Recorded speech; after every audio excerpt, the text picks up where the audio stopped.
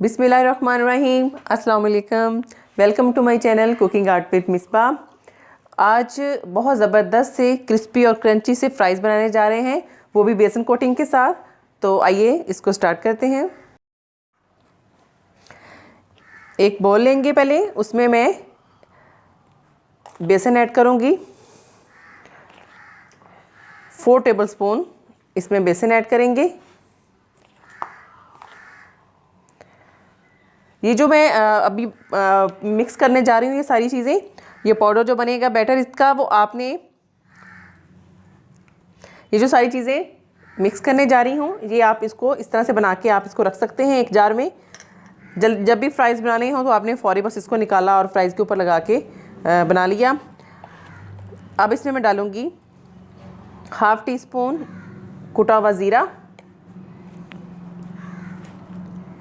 1/2 teaspoon ही इसमें मैं डाल रही हूँ कुटा हुआ धनिया, 1/2 टीस्पून से कम इसमें मैं नमक डाल रही हूँ। आप अपने टेस्ट के मुताबिक कम ज़्यादा कर सकती हैं। और 1 टीस्पून इसमें मैं लाल मिर्च पाउडर डाल रही हूँ और 1/2 टीस्पून इसमें मैं कुटी हुई लाल मिर्च वो डाल रही हूँ। अब इन सारी चीज़ों को हम अच्छी तरह से मिक्स कर लेते हैं।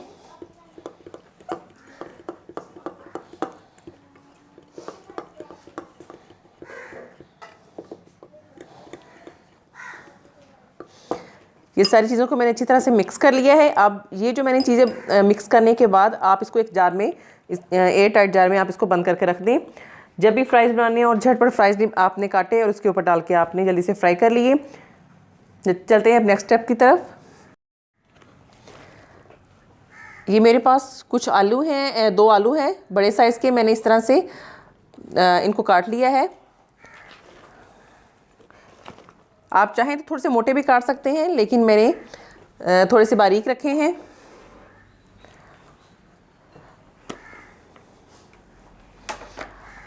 अब ये जो हमने मसालों का पाउडर मिक्स किया था बेसन के अंदर, वो हम इसके ऊपर डालेंगे और इसको अच्छी तरह से मिक्स करेंगे। इसको अच्छी तरह से आपने मिक्स करना है।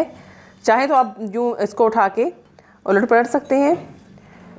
मैं थोड़ा सा इसमें और ऐड करूँगी। आप लोग जितना इसके ऊपर क्रंच चाहते हैं उसी हिसाब से आप इस पर डालिएगा। बच्चों को ज़रूर बना के दीजिएगा, बहुत ज़बरदस्त बनते हैं और बच्चे इसको पसंद भी करते हैं। बस अब इसको अच्छी तरह से हमने मिक्स कर लिया है। ऑयल मैंने पहले ही गर्म होने के लिए ऊपर रख दिया था। अब इसको फ्राई करते हैं। चेक कर लेते हैं ऑयल हमारा गर्म हुआ है। बस इतना ऑयल गर्म काफ़ी है। अब हम इसमें सारी अपनी ये डाल देंगे फ्राइज़। ज़्यादा भी नहीं आपने डालनी। और दूसरी बात, आपने इसको फ़ौरन से नहीं आपने इसके अंदर चम्मच चलाना, ना ही इसको पलटना है, क्योंकि जिसके ऊपर जितनी भी हमने ये मसाला लगाया है वो फ़ौरन उतर जाएगा इसके ऊपर से। थोड़ी देर हम पकने देंगे एक साइड से।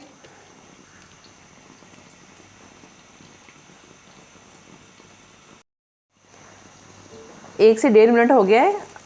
अब हम इसको पलटते हैं। आपने बिल्कुल हल्के हाथों से करना है। अगर आपको लगे कि अभी इसके ऊपर मतलब इसको भी नहीं पलटना, तो थोड़ी देर आप और वेट कर लें।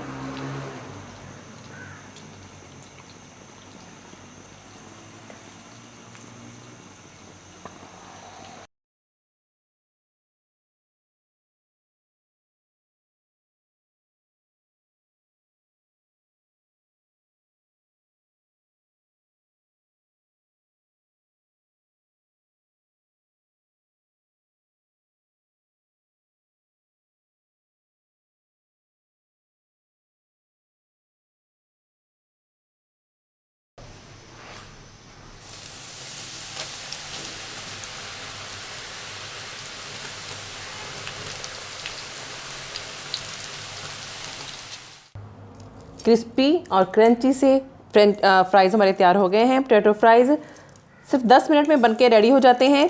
आप लोग इसको ज़रूर ट्राई कीजिएगा। और अगर आपको मेरी आज की रेसिपी अच्छी लगती है तो इसे लाइक करें और इसको शेयर भी करें और मेरे चैनल को सब्सक्राइब करना मत भूलें।